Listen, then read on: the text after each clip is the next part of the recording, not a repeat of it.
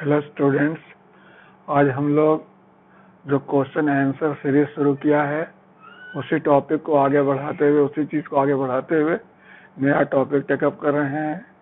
आज हमारा टॉपिक है नौकरशाही आदर्श प्रतिमान। ये टॉपिक बड़े दिनों से बीपीएससी में नहीं आया है, इस बार उम्मीद किया जा रहा है कि आवे, तो मैं सजेस्ट करूंगा इस टॉपिक को कर लेना चाहिए।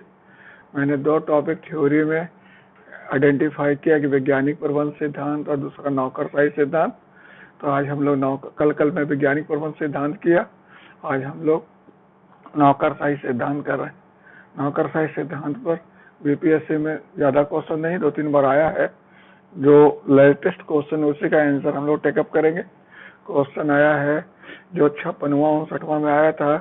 क्वेश्चन कह रहा है कि वैश्वीकरण के संदर्भ में मैक्स वेबर द्वारा स्थापित नौकरशाही सिद्धांत का आलोचनात्मक परीक्षण करें। Critically examine Max Weber's bureaucratic theory in the context of globalisation. समझ रहे?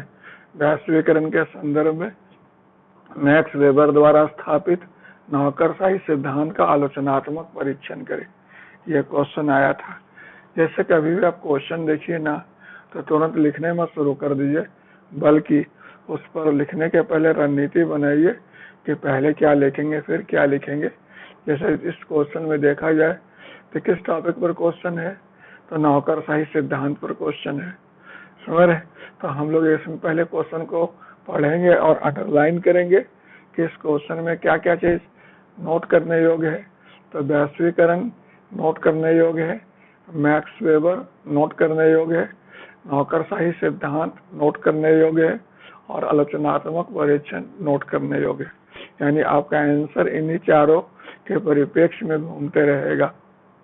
क्लियर है? तो इसको आप अंडरलाइन कर दो, वैश्वीकरण को अंडरलाइन कर दो, मैक्स वेबर को अंडरलाइन कर दो, नौकरशाही सिद्धांत को अंडरलाइन कर दो और आलोचनात्मक परीक्षण को आइडेंटिफाई कर दो। अब यहाँ पर नंबरिंग करेंगे कि पहले कौन और बाद में कौन होगा। तो बहुत नेचुरल है कि क्वेश्चन है मैक्स वेबर द्वारा समर्थित है, इसलिए मैक्स वेबर को नंबर 1 कर दीजिए, नौकरशाही सिद्धांत को नंबर 3 कर दीजिए, 2 कर दीजिए, फिर वैश्वीकरण को नंबर 3 कर दीजिए और आलोचनात्मक परीक्षण को नंबर 4 कर दीजिए। यानी इतने 4 फोकस पर, इन 4 बिंदु पर हमारा क्वेश्चन घूमेगा आज। क्लियर है? तो इस चीज को थोड़ा आपको ध्यान में रखना है। समझ रहे? तो हम लोग ऐसे टॉपिक का आंसर टेकअप कर रहे हैं। कल मैं आपको बतलाया था कि ऐसे क्वेश्चन में आलोचनात्मक परीक्षण करना होता है, कभी व्याख्या करना होता है, कभी विश्लेषण करना होता है, कभी प्रकाश डालना होता है, कभी अधोरेखित करना होता है। तो ये सब चीज पर भी गौर करिएगा और जो क्वेश्चन में पूछा गया वही लिखिएगा। अगर व्याख्या करने आया तो आप व्याख्या करेंगे, आलोचनात्मक परीक्षण करने के लिए आया तो आप आलोचनात्मक परीक्षण करेंगे। कई दफा स्टूडेंट जो होते हैं शब्दों के जाल में उलझ जाते हैं, तो अपना विवेक का इस्तेमाल करेंगे कि इसका क्या मतलब होता है। मीमांसा का मतलब क्या हुआ, प्रकाश डालने का मतलब क्या हुआ, समझ रहे? व्याख्या करने का मतलब क्या हुआ, विश्लेषण करने का मतलब क्या हुआ। और अगर कुछ समझने में दिक्कत हो तो बाद व्यवहार में जो आप जो देखते हैं उसका इस्तेमाल कर सकते हैं इसको समझने के लिए। जब चुनाव विश्लेषण होता है, जब चुनाव हो जाता है तो चुनाव के नतीजों का विश्लेषण होता है, बाल का खाल निकल जाता है, यानी विश्लेषण थोड़ा व्यापक हो जाता है। परीक्षण करना होता है, परीक्षण करने का मतलब क्या हुआ, उसके पास सकारात्मक और नकारात्मक दोनों चीजों को देखना होता है। मूल्यांकन करना होता है, सकारात्मक और नकारात्मक दोनों चीजों को देखने के बाद उस पर अपनी राय प्रकट करना होता है। तो इस चीज को जरा आप ध्यान में रखेंगे, लिखेंगे। क्या है कि जब आप प्रिपरेशन करेंगे और अंतिम जब उसको रूप देंगे तो ये मैटर करेगा। क्लियर है? तो अभी हम लोग देखते हैं जो क्वेश्चन हमारे पास मैंने टेकअप किया है कि वैश्वीकरण के संदर्भ में मैक्स वेबर द्वारा स्थापित नौकरशाही सिद्धांत का आलोचनात्मक परीक्षण करें। क्लियर है? There is no confusion. तो टॉपिक स्टार्ट करिए, हम लोग स्टार्ट करते हैं। क्लियर है? There is no confusion. देखो, उत्तर का सार शुरू में होना चाहिए, ज्यादा लंबा चौड़ा नहीं होना चाहिए, 2-3 लाइन का होना चाहिए, ताकि एग्जामिनर समझ रहे हैं, एग्जामिनर को समझ रहे हैं कि आपके आंसर के बारे में ऊपर से ही पता लग जाए कि आपने अंदर क्या लिखा है, उसको आसानी हो और आपके बारे में राय बनाने में उसे सहूलियत हो। क्लियर है? There is no confusion. तो स्टार्ट करते हैं, हम लोग लिखेंगे, शुरुआत करेंगे। समझ रहे हैं? देखिए, आर्थिक सुधारों के आर्थिक सुधारों के आर्थिक सुधारों के आर्थिक सुधारों के केंद्र बिंदु में आर्थिक सुधारों के केंद्र बिंदु में आर्थिक सुधारों के केंद्र बिंदु में रहे आर्थिक सुधारों के केंद्र बिंदु में रहे वैश्वीकरण ने आर्थिक सुधारों के केंद्र बिंदु में रहे वैश्वीकरण ने आर्थिक सुधारों के केंद्र बिंदु में रहे वैश्वीकरण ने लोक प्रशासन के सिद्धांत और व्यवहार को लोक प्रशासन के सिद्धांत और व्यवहार को लोक प्रशासन के सिद्धांत और व्यवहार को व्यापक तौर पर प्रभावित किया है। लोक प्रशासन के सिद्धांत और व्यवहार को व्यापक तौर पर प्रभावित किया है। लोक प्रशासन के सिद्धांत और व्यवहार को व्यापक तौर पर प्रभावित किया है। देखिए, लोक प्रशासन के संरचना का पर्याय लोक प्रशासन के संरचना का पर्याय लोक प्रशासन के संरचना का पर्याय लोक प्रशासन के संरचना का पर्याय नौकरशाही लोक प्रशासन के संरचना का पर्याय नौकरशाही लोक प्रशासन के संरचना का पर्याय नौकरशाही और इसका प्रेरणा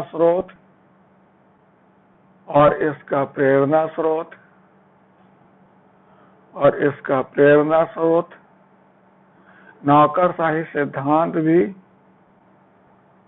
और इसका प्रेरणा स्रोत नौकरशाही सिद्धांत भी व्यापक तौर पर प्रभावित हुआ है और इसका सिद्धांत नौकरशाही भी व्यापक तौर पर प्रभावित हुआ है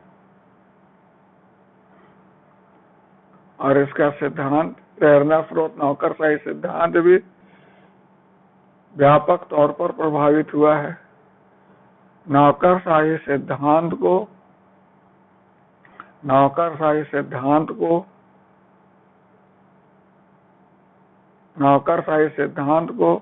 नौकरशाही आदर्श प्रतिमान कहा जाता है। नौकरशाही सिद्धांत को नौकरशाही आदर्श प्रतिमान कहा जाता है। इसके जनक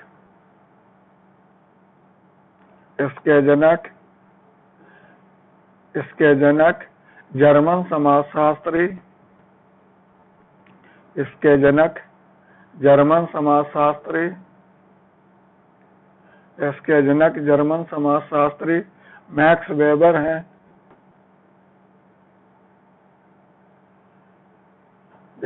इसके जनक जर्मन समाजशास्त्री मैक्स वेबर। इसके जनक जर्मन समाजशास्त्री मैक्स वेबर। देखिए, लोक प्रशासन में नौकरशाही सिद्धांत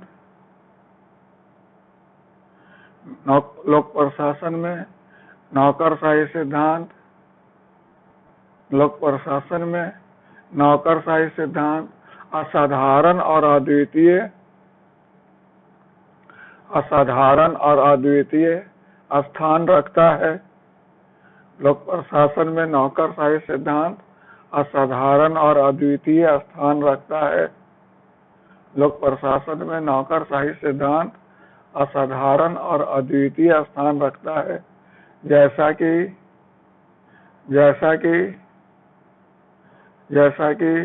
लोक प्रशासन का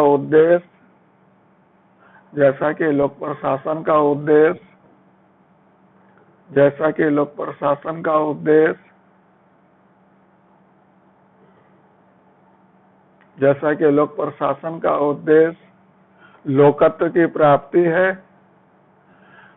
लोकत्व की प्राप्ति, लोक प्रशासन का उद्देश्य, लोकत्व की प्राप्ति और लोक प्रशासन का संरचना और लोक प्रशासन का संरचना नौकरशाही है और लोक प्रशासन का संरचना नौकरशाही है। पैराग्राफ चेंज कर दो। लोक प्रशासन का संरचना नौकरशाही है। देखिए, नौकरशाही का अंग्रेजी, पैराग्राफ चेंज करने के बाद, नौकरशाही का अंग्रेजी ब्यूरोक्रेसी होता है। नौकरशाही का अंग्रेजी ब्यूरोक्रेसी होता है, ब्यूरोक्रेसी, या फ्रेंच वर्ड ब्यूरोक्रेटी से उद्धित है। ब्यूरोक्रेटी, देखिए इस तरह से लिखा जाता है, ब्यूरोक्रेटी से उद्धित, ब्यूरोक्रेटी से लिया गया है या ब्यूरोक्रेटी से उद्धित है, ब्यूरोक्रेटी से उद्धित है। ब्यूरो का अर्थ डेस्क होता है, ब्यूरो का अर्थ डेस्क होता है, और क्रेसी का अर्थ शासन। ब्यूरो का अर्थ डेस्क होता है और क्रेसी का अर्थ शासन। इस प्रकार नौकरशाही का अर्थ डेस्कों का शासन होता है, या ब्यूरोक्रेसी का अर्थ डेस्कों का शासन होता है। इस प्रकार ब्यूरोक्रेसी का अर्थ डेस्कों का शासन होता है। यह शब्द सर्वप्रथम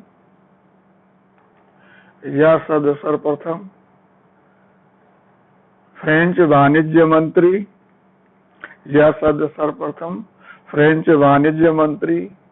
विंसेंट डी गॉर्ने द्वारा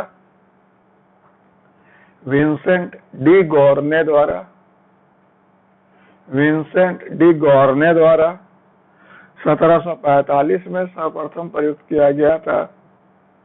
1745 में सर्वप्रथम प्रयुक्त किया गया था। 1745 में सर्वप्रथम प्रयुक्त किया गया था।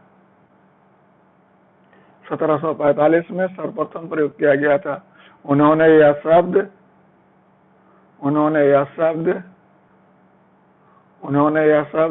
फ्रांस के अधिकारी तंत्र में व्याप्त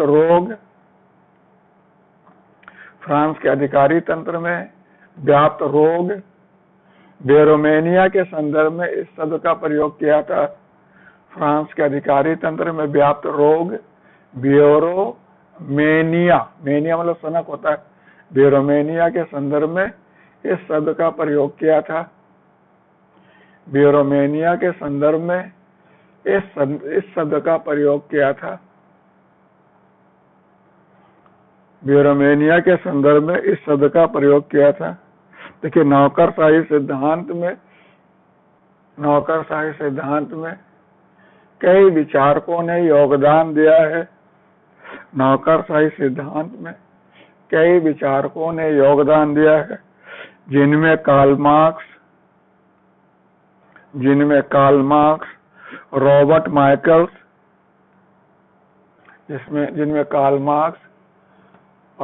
Michaels, Gaetano Mosca, Karl Marx, Robert Michaels,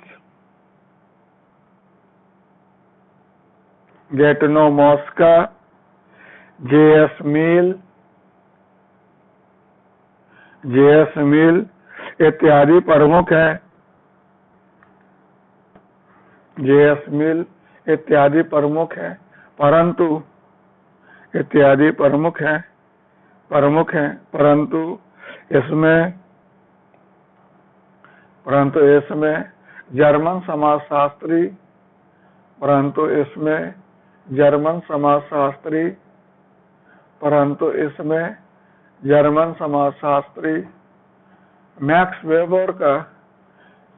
इसमें जर्मन समाजशास्त्री मैक्स वेबर का मैक्स वेबर का पृथक और विशिष्ट स्थान है, पृथक और विशिष्ट स्थान है, पृथक और विशिष्ट स्थान है। उन्होंने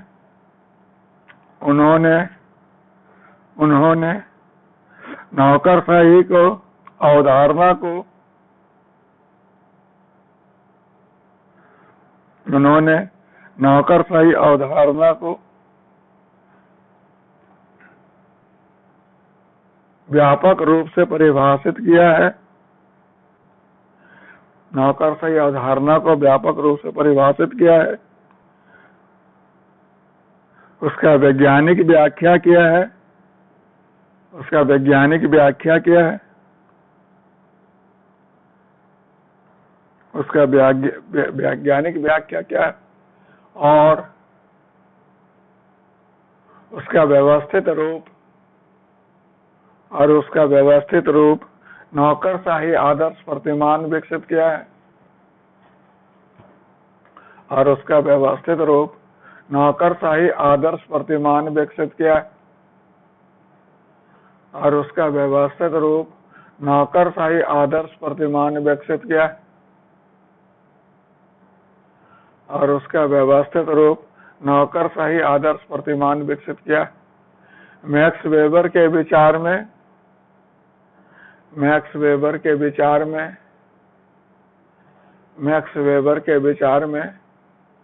नौकरशाही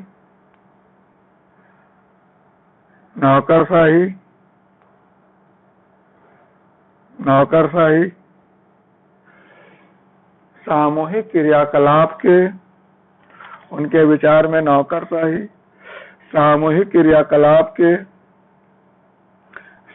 क्रियाकलाप के विवेक सम्मत संयोजन का, सामूहिक क्रियाकलाप के विवेक सम्मत संयोजन का समाजशास्त्रीय अवधारणा है। नौकरशाही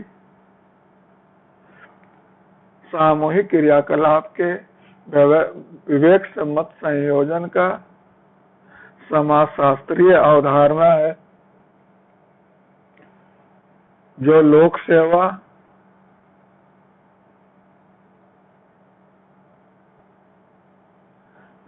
सेवा से भिन्न है।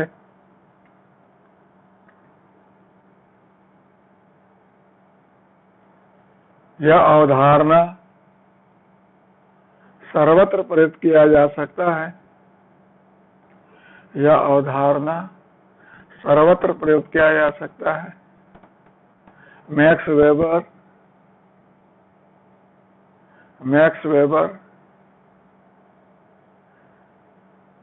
ने नौकरशाही आदर्श प्रतिमान अपनी पुस्तक the theory of social and economic organisation the theory of social and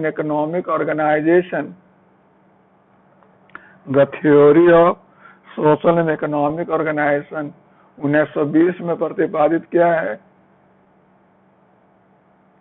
1920 में प्रतिपादित किया है। यह मूल रूप से जर्मन भाषा में प्रतिपादित हुआ, यह मूल रूप से जर्मन भाषा में प्रतिपादित हुआ और 1947 में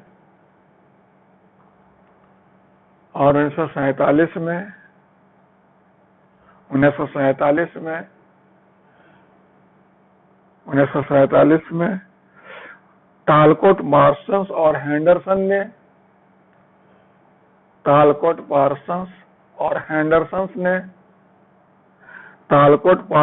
हेंडरसन ने मैक्स वेबर की पुस्तक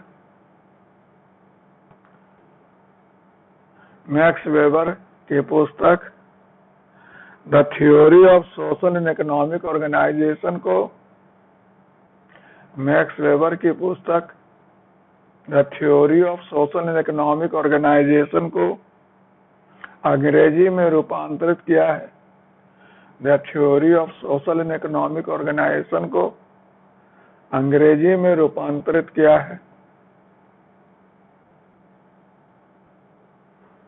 the theory of social and economic organisation को अंग्रेजी में रूपांतरित किया है, शब्दांतरित किया है, रूपांतरित किया। ठीक है, बेरिनो का भी अनुवाद किया है। पहले यह जर्मनी में आया था और फिर ये अंग्रेजी में रूपांतरित 1947 में हुआ। बेरिनो कन्फ्यूजन, ठीक है, पैराग्राफ चेंज भी कर सकते हैं। ठीक है, मैक्स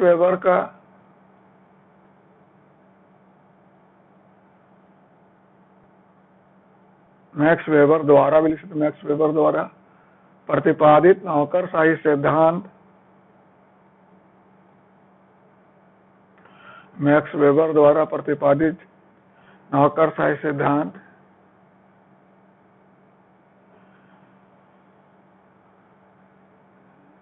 जर्मनी के तत्कालिक परिस्थितियों से जर्मनी के तत्कालिक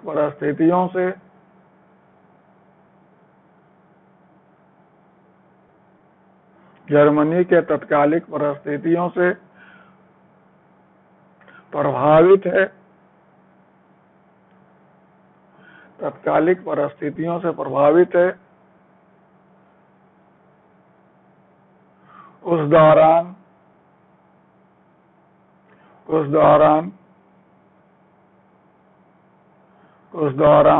औद्योगिक क्रांति के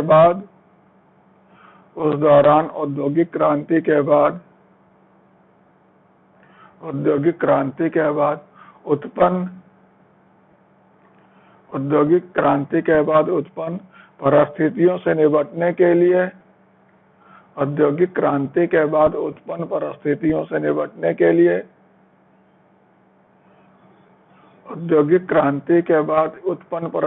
से निपटने के लिए एक उपयुक्त संगठनात्मक संरचना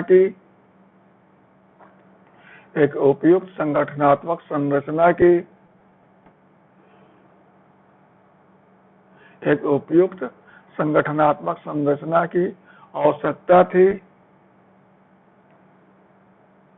उपयुक्त संगठनात्मक संरचना की आवश्यकता थी, जिसे मैक्स वेबर ने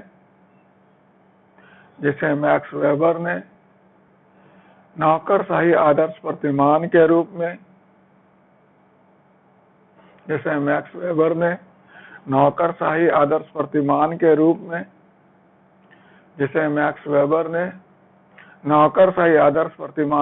में विकसित किया है।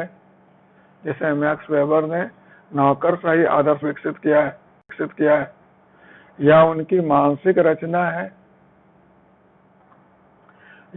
मानसिक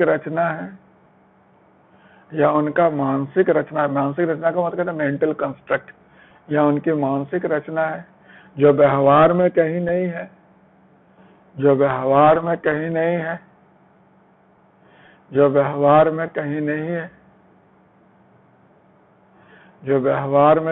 है।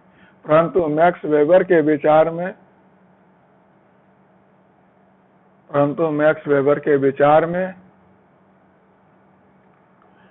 मैक्स वेबर के विचार में यह संगठन का सर्वश्रेष्ठ रूप है। मैक्स वेबर के विचार में यह संगठन का सर्वश्रेष्ठ रूप है। मैक्स वेबर के विचार में संगठन का सर्वश्रेष्ठ रूप है और व्यवहार का कोई भी नौकरशाही यदि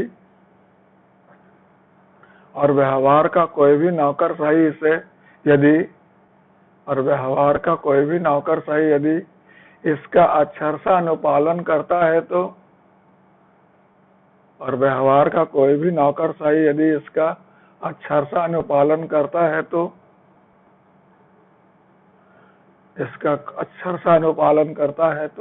वह भी इसके समान श्रेष्ठ निष्पादनकारी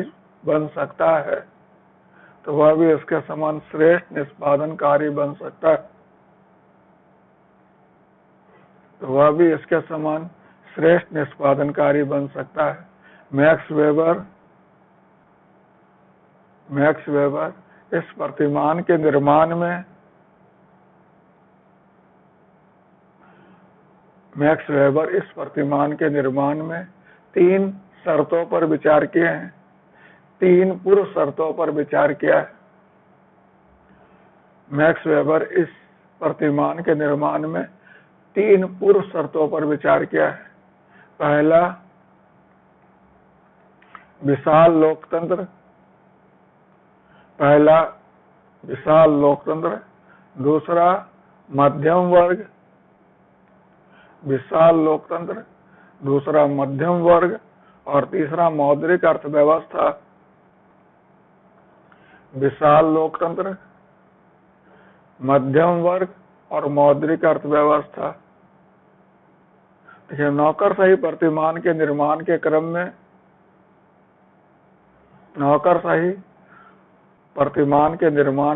में मैक्स वेबर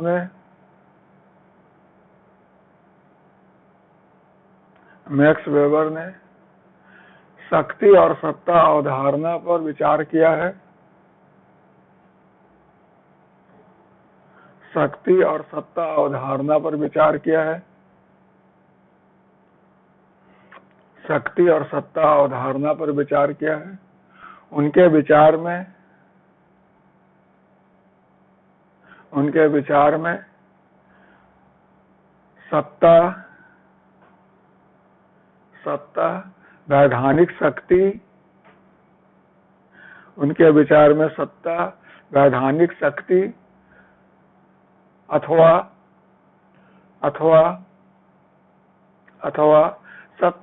शक्ति प्रयोग करने का वैधानिक अधिकार है। शक्ति प्रयोग करने का वैधानिक अधिकार है। उनके विचार में सत्ता, वैधानिक शक्ति या शक्ति प्रयोग करने का वैधानिक अधिकार है। मैक्स वेबर का मानना है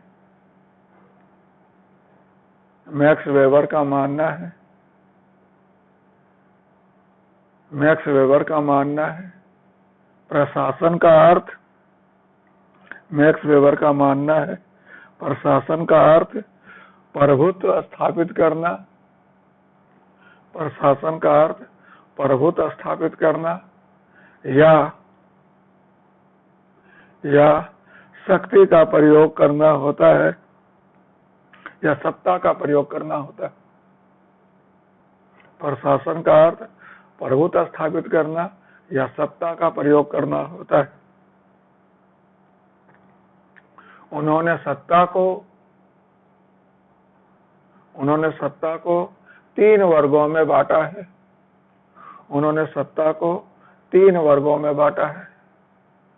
पहला पारंपरिक सत्ता, दूसरा चमत्कारी सत्ता। पहला पारंपरिक सत्ता, दूसरा चमत्कारी सत्ता और तीसरा विधि संगत विवेक सम्मत सत्ता। पहला पारंपरिक सत्ता, जो आप देखते हो घर में पारंपरिक समाजों में देखने को मिलता है। चमत्कारी सत्ता, जो किसी चमत्कार या अलौकिक गुण के कारण देखने को मिलता है। और विधि सम्मत विवेक संगत सत्ता, विधि संगत विवेक सम्मत सत्ता, अंग्रेजी में इसको कहते हैं लीगल रेशनल अथॉरिटी। विधि संगत विवेक सम्मत सत्ता, विधि संगत विवेक सम्मत सत्ता। मैक्स वेबर का नौकरशाही आदर्श प्रतिमान। देखिए, मैक्स वेबर का नौकरशाही आदर्श प्रतिमान विधि संगत विवेक सम्मत सत्ता पर आधारित है। मैक्स वेबर द्वारा प्रतिपादित नौकरशाही आदर्श प्रतिमान विधि संगत विवेक सम्मत सत्ता पर आधारित है। विधि संगत विवेक सम्मत सत्ता पर आधारित है। जैसा कि नाम से स्पष्ट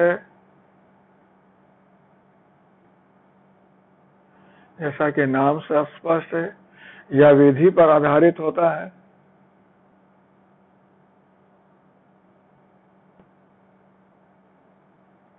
और उद्देश्य परक होता है।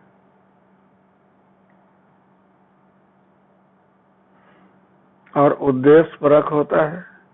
मैक्स वेबर के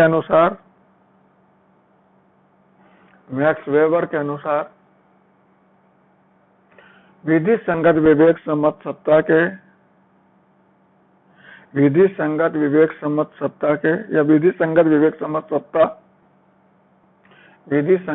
सम्मत सत्ता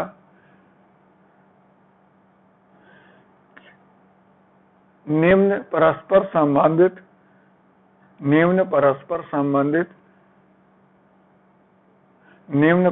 संबंधित धारणाओं पर आधारित है। निम्न परस्पर संबंधित धारणाओं पर आधारित है। पहला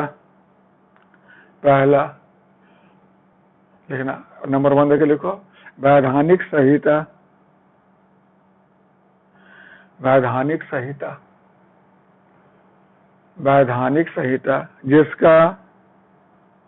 जिसका संगठन के सदस्यों द्वारा अनुपालन आवश्यक है।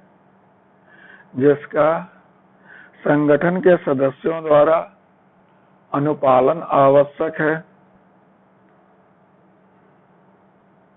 जिसका संगठन के सदस्यों द्वारा अनुपालन आवश्यक। जैसे हम लोग देखते हैं ना, संविधान, हम लोग हर भारत के नागरिक का इसका अनुपालन करते हैं कि नहीं करते। नंबर 2 लिखो, प्रशासन। नंबर 2 प्रशासन। जो विधि के दायरे में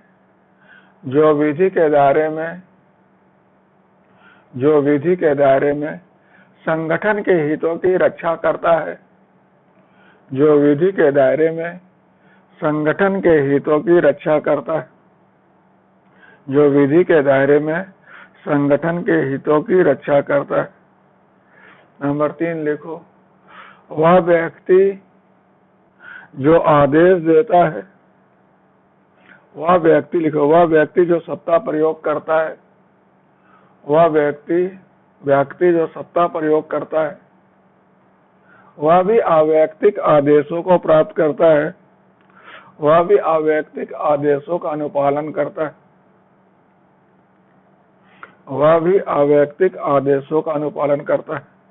जैसे मान लो भारत में राष्ट्रपति, सब काम तो वहाँ केंद्र स्तर पर राष्ट्रपति के नाम से होता है। तो राष्ट्रपति भी जो सत्ता का प्रयोग करते हैं, वो क्या व्यक्तिगत रूप से करते हैं? नहीं, वे संविधान के हिसाब से करते हैं। होता है कि नहीं होता? तो वह भी अवैयक्तिक आदेशों का पालन करता है। चौथा लिखो, संगठन के सभी सदस्य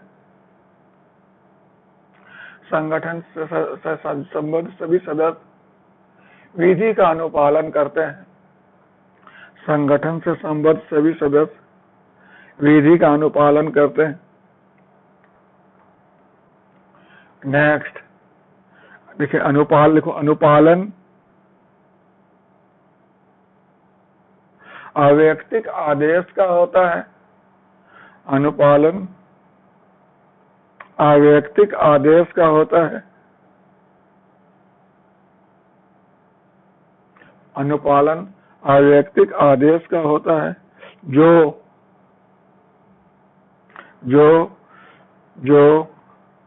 पद पर बैठे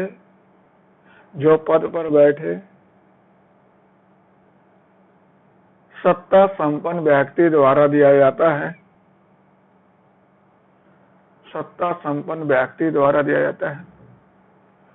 जैसे डीएम आपको आदेश दे रहा है, आप अगर कलेक्टर में है, कलेक्ट्रेट में काम करते हैं, आप उनके आदेश को मानेंगे कि नहीं मानेंगे? तो कलेक्टर के पद पर जो भी बैठा है, जिसको सत्ता मिला है और जो आदेश देगा, उस आदेश को अवैयक्तिक रूप से आप क्या करेंगे? मानेंगे। ये किसका फीचर है? विधि संगत विवेक सम्मत सत्ता का, जिस पर नौकरशाही आदर्श प्रतिमान क्या है? आधारित है। यानी नौकरशाही आदर्श प्रतिमान में क्या होगा? नौकरशाही आदर्श प्रतिमान में जो संगठन होगा, जो सत्ता होगा, वह कैसा होगा? वह विधि संगत विवेक सम्मत सत्ता होगा। ठीक है। और इस प्रतिमान में क्या देखोगे? एक कानून होगा जिसका संगठन के सभी सदस्य क्या करेंगे, अनुपालन करेंगे। क्लियर है। फिर इसमें एक प्रशासन होगा जो विधि के दायरे में नौकरशाही संगठन के हितों की रक्षा करेगा। तीसरा, जो आदेश दे रहा होगा इस प्रतिमान में वो भी अवैयक्तिक आदेशों का पालन कर रहा होगा। चौथा, नौकरशाही संगठन के सभी सदस्य उस विधि का अनुपालन करेंगे जो भी इससे जुड़े हुए। और पांचवा, इसमें अवैयक्तिक आदेश का अनुपालन किया जाता है, वैयक्तिक आदेश का नहीं, अवैयक्तिक आदेश का, जो उस पद पर बैठा व्यक्ति निर्गत कर रहा है। क्लियर है, देयर इज नो कंफ्यूजन। तो ये नौकरशाही आदर्श प्रतिमान का विशेषता हुआ। देखिए मैक्स पैराग्राफ चेंज कर लिखिए। मैक्स वेबर अपने प्रतिमान में नौकरशाही को कहीं परिभाषित नहीं किया। मैक्स वेबर अपने प्रतिमान में नौकरशाही को कहीं परिभाषित नहीं किया, कहीं भी परिभाषित नहीं किया, बल्कि उन्होंने नौकरशाही के कुछ विशेषताओं को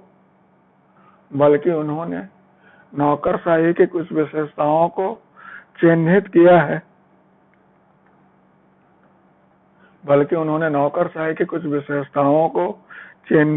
है, जो निम्नवत है। पहला देखो, कार्य का अवैयक्तिक प्रकृति।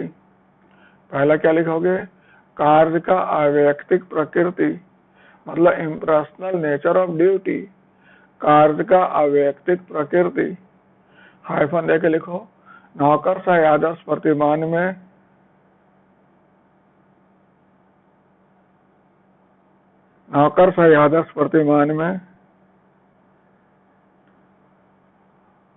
कार्य का प्रकृति अवैयक्तिक होता है। कार्य का प्रकृति क्या होता है, अवैयक्तिक होता है, मतलब आप व्यक्तिगत रूप से कुछ नहीं कर, चूंकि उस पद पर आप बैठे हो इसलिए वो आप काम कर रहे हो।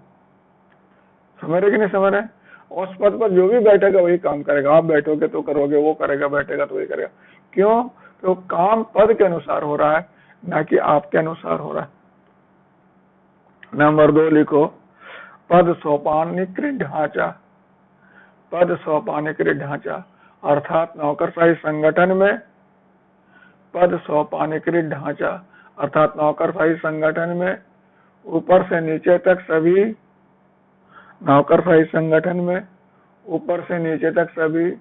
पद सोपान श्रृंखला में बंधे होते हैं।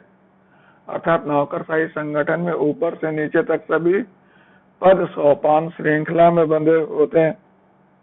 ऊपर से नीचे तक सभी पद सोपान श्रृंखला में बंधे होते हैं। तीसरा लिखो, विधि अभिविन्यास का मतलब क्या होता है? विधि अभिविन्यास का मतलब होता है रूल ओरिएंटेशन। अर्थात नौकरशाही संगठन में सभी कार्य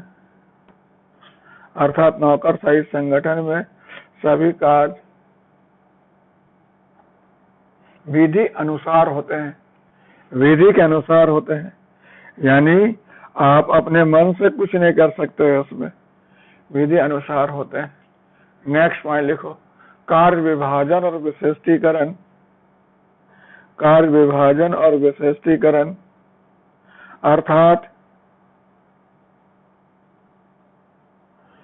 अर्थात नौकरशाही संगठन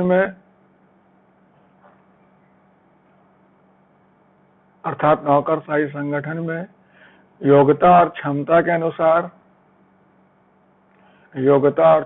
अनुसार कार्य विभाजित होते हैं।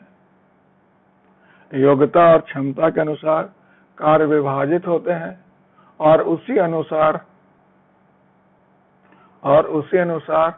विशेषज्ञता विकसित होती है। नेक्स्ट, योग्यता प्रणाली। नेक्स्ट लिखो, योग्यता प्रणाली। अर्थात नौकरशाही संगठन में योग्यता के आधार पर प्रवेश दिया जाता है। योग्यता के आधार पर प्रवेश दिया जाता है। नेक्स्ट, आजीविका संरचना। आजीविका संरचना अर्थात नौकरशाही संगठन में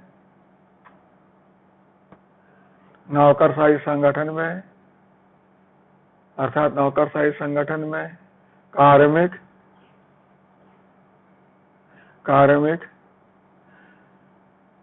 आजीवन जुड़ा रहता है और पदोन्नति के माध्यम से उच्च पद पर पहुंचता है। पदोन्नति के माध्यम से उच्च पद पर पहुंचता है। कार्य के बदले वेतन और पेंशन। देखो, कार्य के बदले वेतन और पेंशन। नौकरशाही संगठन में कर्मचारी को कार्य के बदले वेतन दिया जाता है। नौकरशाही संगठन में कर्मचारी को कार्य के बदले वेतन दिया जाता है और सेवानिवृत्ति के बाद पेंशन की व्यवस्था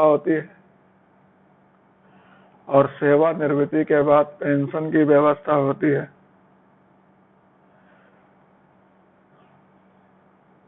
नेक्स्ट लिखो, पद संबंधी कार्य, प्रमुख कार्य। पद संबंधी कार्य, प्रमुख कार्य अर्थात नौकरशाही संगठन में पद संबंधी कार्य प्रथम कार्य या प्रमुख कार्य। अर्थात नौकरशाही संगठन में कर्मचारी का पद संबंधी कार्य या व्यक्ति का पद संबंधी कार्य प्रथम और प्रमुख कार्य होता है। पद संबंधी कार्य उसका प्रथम और प्रमुख कार्य होता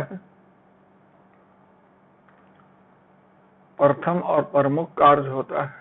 फिर लिखो, संगठन के संसाधन और व्यक्तिगत संसाधन के बीच भेद। संगठन के संसाधन और व्यक्तिगत संसाधन के बीच भेद अर्थात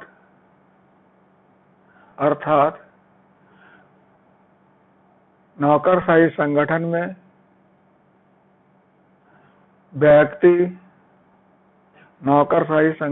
व्यक्ति संगठन के संसाधन का व्यक्तिगत हित में उपयोग नहीं कर सकता। व्यक्तिगत हित में प्रयोग नहीं कर सकता। कठोर अनुशासन। देखो लास्ट, कठोर अनुशासन अर्थात नौकरशाही संगठन में सभी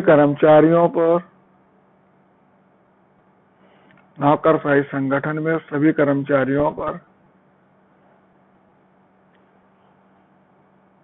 एक समान अनुशासन या एक समान रूप से अनुशासन कठोरता से लागू होता है। एक समान रूप से अनुशासन कठोरता से लागू होता है। एक समान रूप से अनुशासन कठोरता से लागू होता है। पैराग्राफ चेंज करके लिख सकते हो। देखिए, मैक्स वेबर द्वारा प्रतिपादित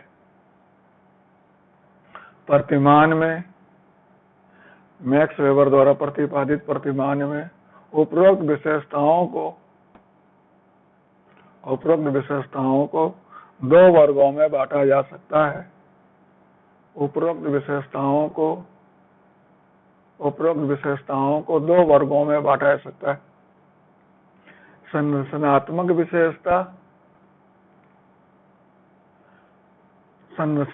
विशेषता और दूसरा कार्यात्मक विशेषता या व्यवहारिक विशेषता लिख सकते हो। संरचनात्मक विशेषता और दूसरा व्यवहारिक विशेषता। देखिए, संरचनात्मक विशेषता में कार्य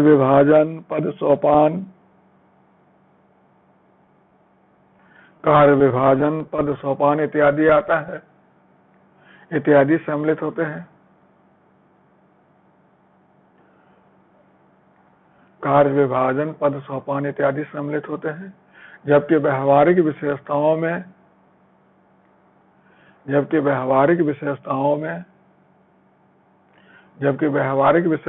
में विधि अभिविन्यास, कार्य का अवैयक्तिक प्रकृति इत्यादि सम्मिलित होते हैं।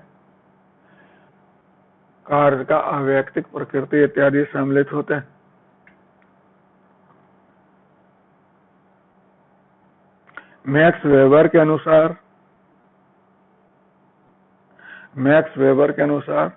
नौकरशाही का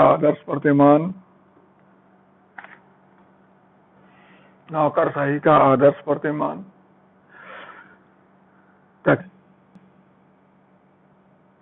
तकनीकी दृष्टि से अधिकतम दक्षता प्राप्त करने में सक्षम है।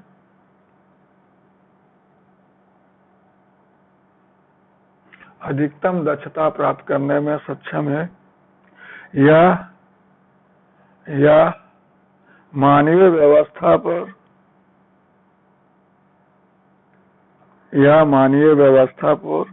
प्रभावी नियंत्रण का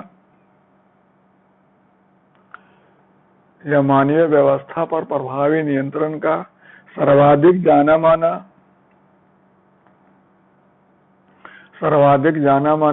विवेक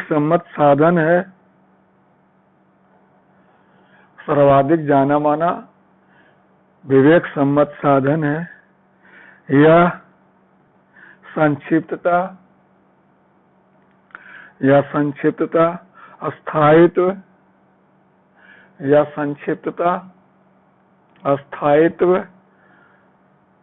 अनुशासन और विश्वसनीयता के दृष्टि से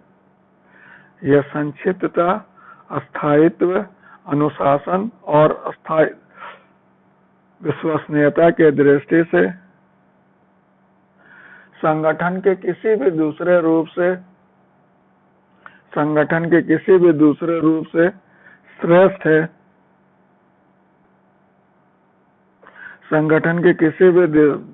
रूप से श्रेष्ठ है।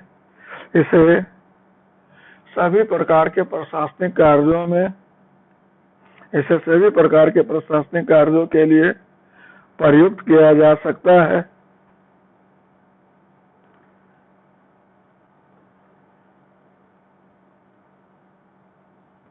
इसे सभी प्रकार के प्रशासनिक कार्यों के लिए या कार्यों में प्रयुक्त किया जा सकता है।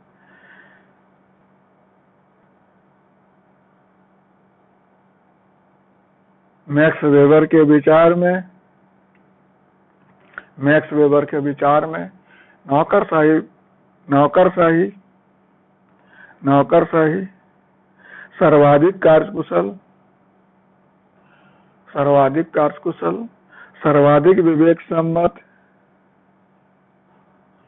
सर्वाधिक विवेक सम्मत, संगठन के दूसरे रूपों से श्रेष्ठ, अनिवार्य या अपरिहार्य और अस्थायी संरचना है।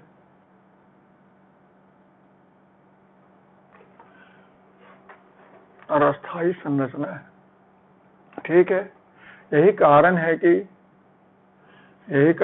कि नौकरशाही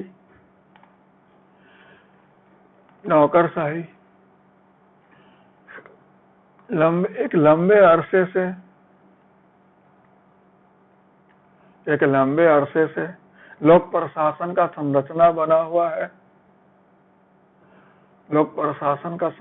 बना हुआ है। यह सभी कार्यों के लिए प्रयुक्त हो रहा है। यह सभी कार्यों के लिए प्रयुक्त होता रहा है। यह सभी कार्यों के लिए प्रयुक्त होता रहा है और इसका आज भी कोई विकल्प नहीं है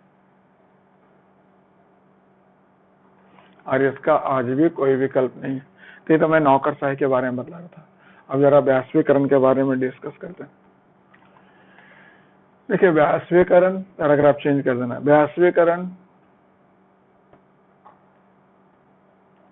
वैश्वीकरण आर्थिक सुधारों से या आर्थिक सुधारों का सूत्रधार है। आर्थिक सुधारों का सूत्रधार है। वैश्वीकरण का अर्थ होता है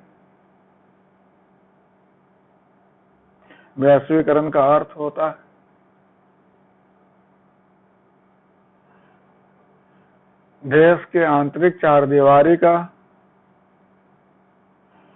देश का आर्थिक चारदीवारी का, लिखो, आर्थिक चारदीवारी का समाप्त हो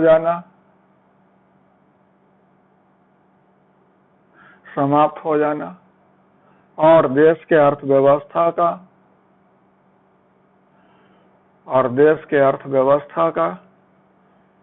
विश्व के अर्थव्यवस्था का हिस्सा बन जाना और देश के अर्थव्यवस्था का विश्व के अर्थव्यवस्था का हिस्सा बन जाना। विश्व के अर्थव्यवस्था का हिस्सा बन जाना। परिणामतः देश के वस्तुओं को वैश्विक बाजार मिल जाता है। देश के वस्तुओं को वैश्विक बाजार मिल जाता है और वैश्विक वस्तुओं को देश के अंदर प्रवेश का अवसर मिल जाता है। देश के अंदर प्रवेश का अवसर मिल जाता है। वैश्वीकरण के साथ ही उदारीकरण, निजीकरण इत्यादि जुड़ा है। उदारीकरण, निजीकरण इत्यादि जुड़ा है। उदारीकरण का अर्थ होता है अर्थव्यवस्था को उदार बनाना। उदारीकरण का अर्थ होता है अर्थव्यवस्था को उदार बनाना और निजीकरण का अर्थ होता है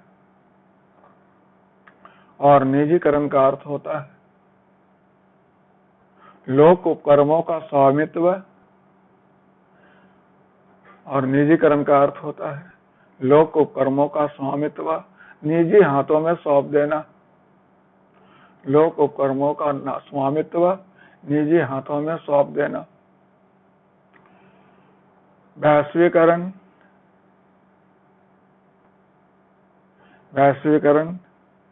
यद्यपि अर्थव्यवस्था से जुड़ा है परंतु इसका प्रभाव पूरे समाज पर पड़ता है। परंतु इसका प्रभाव समाज के सभी घटकों पर पड़ता है। समाज के सभी घटकों पर पड़ता है और यह एक अलग व्यवस्था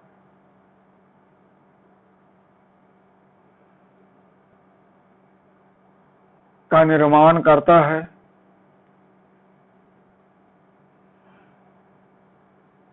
एक अलग व्यवस्था का निर्माण करता है जिसमें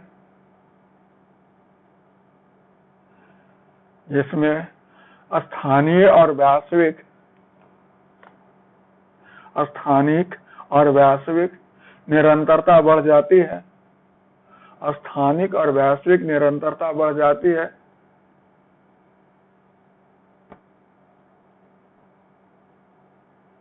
स्थानिक और वैश्विक निरंतरता बढ़ जाती है वैश्विक मापदंड प्रयुक्त होने लगता है।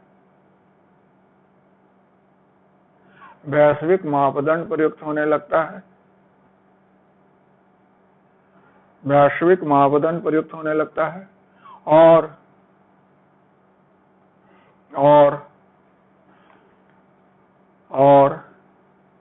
राजनीतिक अर्थव्यवस्था के समझ, राजनीतिक अर्थव्यवस्था के समझ अवसर और चुनौती दोनों प्रस्तुत होते हैं।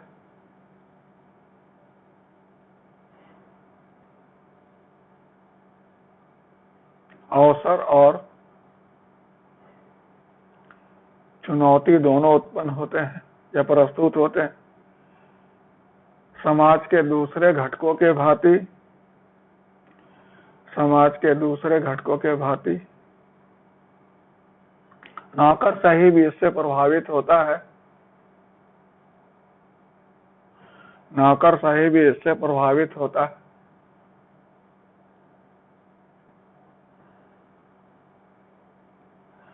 नौकरशाही भी इससे प्रभावित होता है। और नौकरशाही सिद्धांत भी इसके जद में आ जाता है। और नौकरशाही सिद्धांत भी इसके जद में आ जाता है। आज वैश्वीकरण के युग में, आज वैश्वीकरण के युग में नौकरशाही आदर्श प्रतिमान, आज वैश्वीकरण के युग में नौकरशाही आदर्श प्रतिमान विवेचना का विषय है। नौकरशाही आदर्श प्रतिमान विवेचना का विषय है। मैक्स द्वारा प्रतिपादित, मैक्स वेबर द्वारा प्रतिपादित, मैक्स वेबर द्वारा प्रतिपादित नौकरशाही इस प्रतिमान का, नौकरशाही के इस प्रतिमान का कई आधारों पर आलोचना की जाती है। कई आधारों पर आलोचना की जाती है। इसके मुख्य आलोचना निम्नवत है। इसके मुख्य आलोचना निम्नवत है। पहला लिख दो। देखिए, नौकरशाही प्रतिमान या नौकरशाही सिद्धांत वन प्रणाली प्रतिमान है। वन प्रणाली प्रतिमान है। और यह बदलते पर्यावरण के दृष्टि से,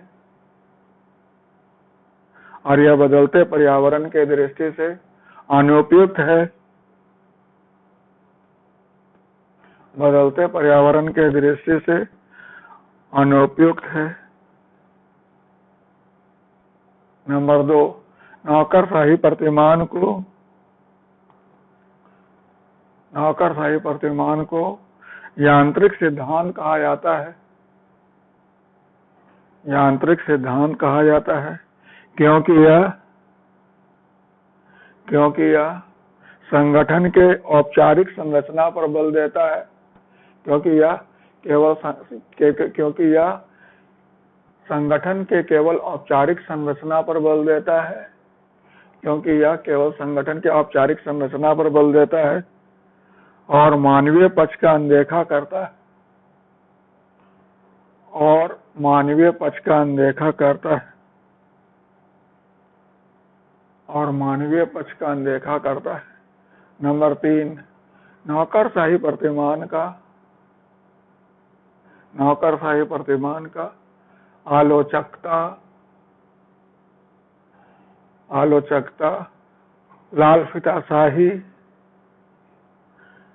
आलोचकता, लालफिताशाही और साम्राज्य निर्माण की प्रवृत्ति के लिए भी आलोचकता, लालफिताशाही और साम्राज्य निर्माण की प्रवृत्ति के लिए आलोचना किया जाता है। साम्राज्य निर्माण की प्रवृत्ति के लिए आलोचना किया जाता है। नेक्स्ट, देखिए, इस प्रतिमान में रचनात्मकता और नवाचार के अभाव के कारण भी रचनात्मकता और नवाचार के अभाव होने के कारण भी रचनात्मकता और नवाचार के अभाव होने के कारण भी इसकी आलोचना की जाती है। रचनात्मकता और नवाचार के अभाव होने के कारण भी इसकी आलोचना की जाती है।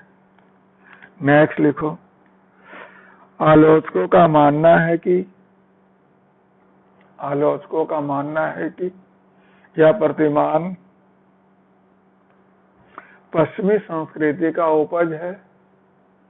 यह प्रतिमान पश्चिमी संस्कृति का उपज है और विकासशील देशों के लिए अनुपयुक्त है।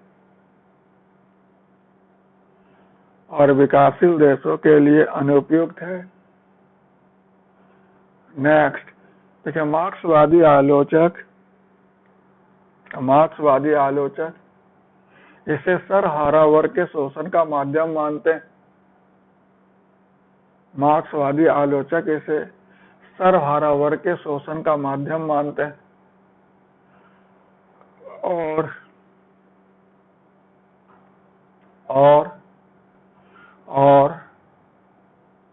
पूंजीवाद के साथ इसकी समाप्ति का घोषणा भी करते हैं।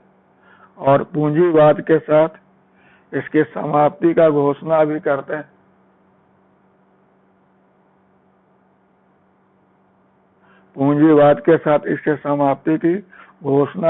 हैं।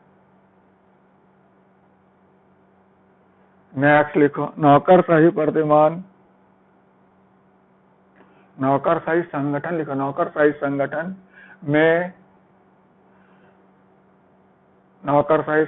में अधिकारियों की प्रवृत्ति या कार्मिकों की प्रवृत्ति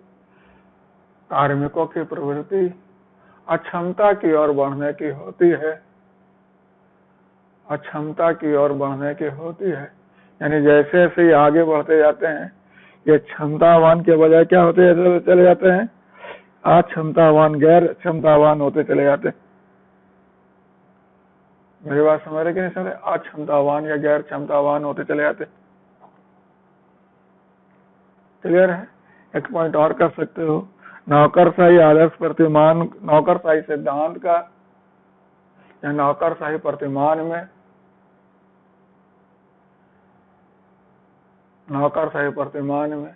मानवीय पक्ष, अभिप्रेरण पक्ष, अनौपचारिक पक्ष इत्यादि का अनदेखा करने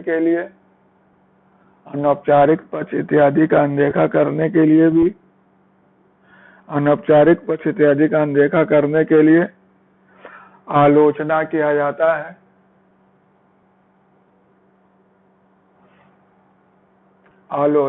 जाता है। नेक्स्ट, वैश्वीकरण के युग में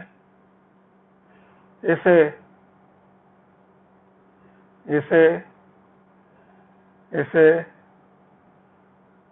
परिवर्तित परिस्थितियों से निपटने में अक्षम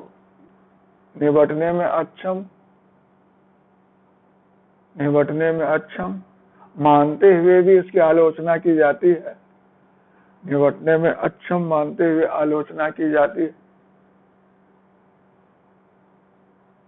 नेक्स्ट लिखो। वैश्वीकरण में नियम अभिविन्यास के स्थान पर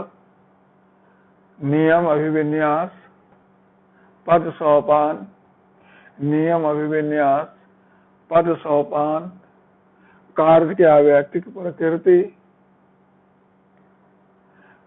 अवैयक्तिक प्रकृति,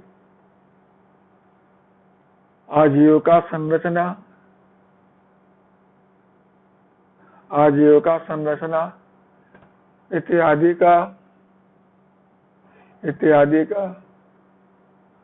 इत्यादि कोई महत्व नहीं है या कोई महत्व नहीं रह गया है। इस परिप्रेक्ष्य में भी नौकरशाही के आदर्श प्रतिमान का, नौकरशाही के प्रतिमान का या नौकरशाही सिद्धांत का या नौकरशाही सिद्धांत को अनुपयुक्त माना जाता है। नौकरशाही सिद्धांत को अनुपयुक्त माना जाता है। पैराग्राफ चेंज करके लिखो। उपरोक्त परिसीमाओं के बावजूद, उपरोक्त परिसीमा या आलोचनाओं के बावजूद नौकरशाही का आदर्श प्रतिमान, उपरोक्त परिसीमाओं के बावजूद, या मैक्स वेबर द्वारा लिखो, उपरोक्त परिसीमाओं के बावजूद मैक्स वेबर द्वारा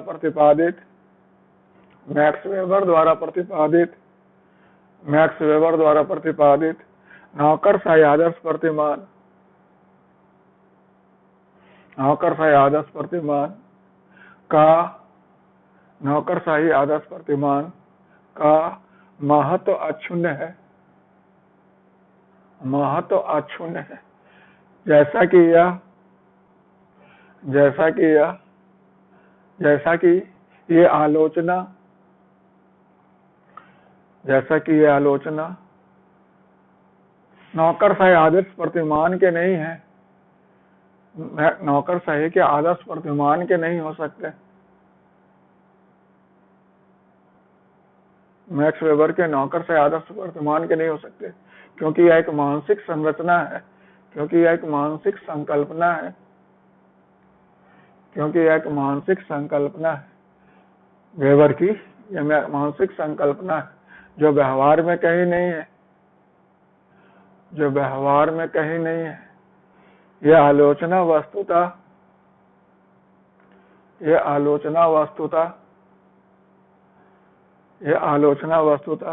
व्यवहार के नौकरशाही के हैं, व्यावहारिक नौकरशाही के, व्यवहार में नौकरशाही के हैं।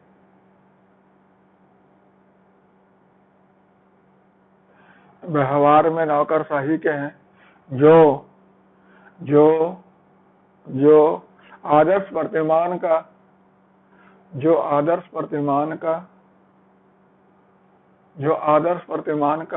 अक्षरशः अनुपालन न करने के कारण, जो आदर्श प्रतिमान के अक्षरशः अनुपालन न करने के कारण उत्पन्न हुए हैं।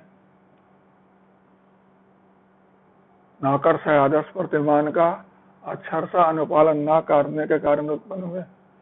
देखिए, वैश्वीकृत युग में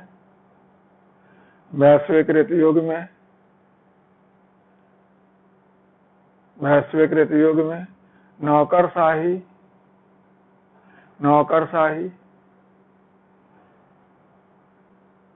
संगठन के औचित्य पर विवेचना, नौकरशाही संगठन के औचित्य पर विवेचना स्वाभाविक है।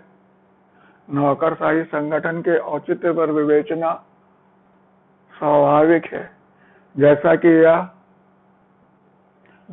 यह एक नए परिस्थिति को उत्पन्न करता है, जैसा कि यह एक नए परिस्थितियों को उत्पन्न किया है, जैसा कि यह एक नए परिस्थितियों का उत्पन्न किया है, जिसमें नौकरशाही संगठन की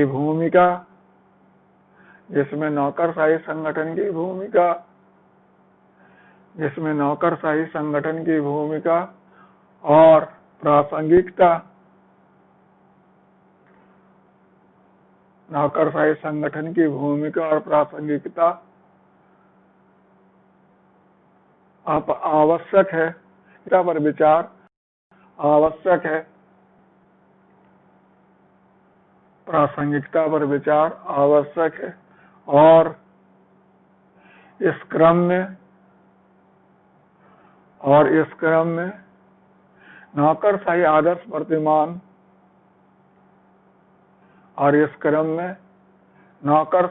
प्रतिमान पर बगैर विचार किए, नौकरशाही आदर्श प्रतिमान पर बगैर विचार किए यह विवेचना और विश्लेषण संभव नहीं है।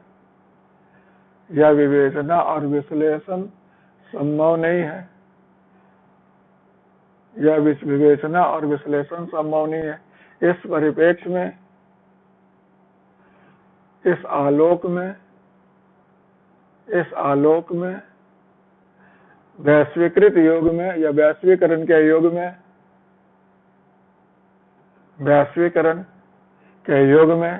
मैक्स वेबर द्वारा प्रतिपादित नौकरशाही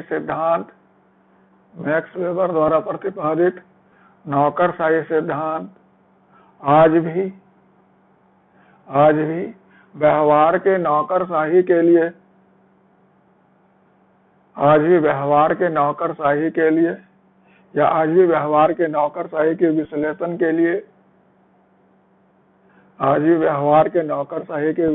के लिए मूल आधार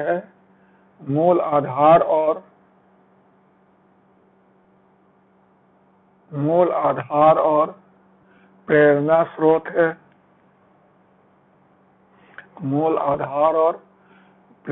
स्रोत है।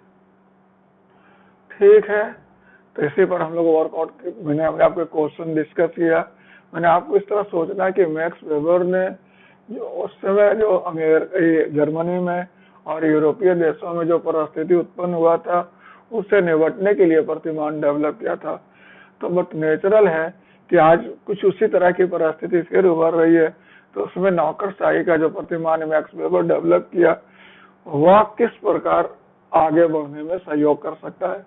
तो मैंने बतलाया कि जब भी नौकरशाही की बात करेंगे तो मैक्स वेबर की बात करना ही करना है, आपके पास कोई विकल्प ही नहीं है। तो मैक्स वेबर का प्रतिमान आएगा ही आएगा। अब उसी के आलोक में आप उसमें एडजस्टमेंट, रीडिफिनेशन जो करना आप करते रहो, लेकिन मैक्स वेबर को दरकिनार करके या उसके सिद्धांत को दरकिनार करके आप इस पर आगे नहीं बढ़ सकते।